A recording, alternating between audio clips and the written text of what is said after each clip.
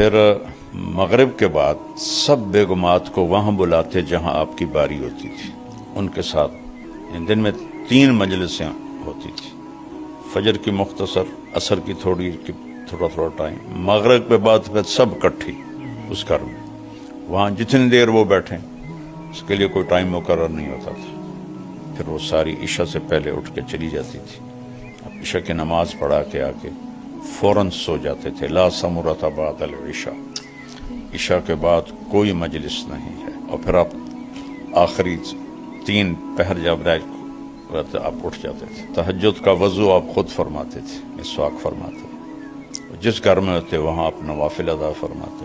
حضرت عائشہ کے گھر کی تفصیل تو معلوم ہے کہ وہ آگے لیٹی ہوتی تھی، آپ نفل پڑھتے تھے، تو جب آپ سجدے میں جاتے تو جگہ تنگ تھی تو آپ ایسے رانوں پہ ہاتھ مارتے، وہ اپنی ٹانگیں سکیڑ لیتی اور آپ سجدہ کرتے، پھر کھڑے ہوتے وہ پھر ٹانگیں لمبی کر لیتی۔ انہیں نہیں کہتے تھے اٹھ کے تہجد پڑھو، اور اپنے نفلوں سے جب فارغ ہو جاتے تھے تو پھر یوں کونی کی ٹیک لگا کے ایسے لیٹ جاتے تھے ایسے، تو حضرت عائشہ بھی اٹھ جاتی تھی۔ پھر فجر کی اذان تک دونوں ایز اے خامند اور بیوی آپس میں ان کی پیار و محبت کی بات ہوتی تھی۔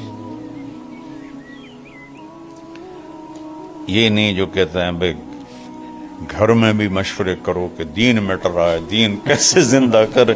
مسجد کا دین اور ہے، گھر کا دین اور ہے۔ اللہ نے کہا فلا تذهب نفسك عليهم حسرات، میرے محبوب کہیں آہیں بھرتے بھرتے آپ خود ہی نہ فوت ہو جائیں، لیکن گھر میں آپ نے کبھی ماتھے پہ شکن نہیں۔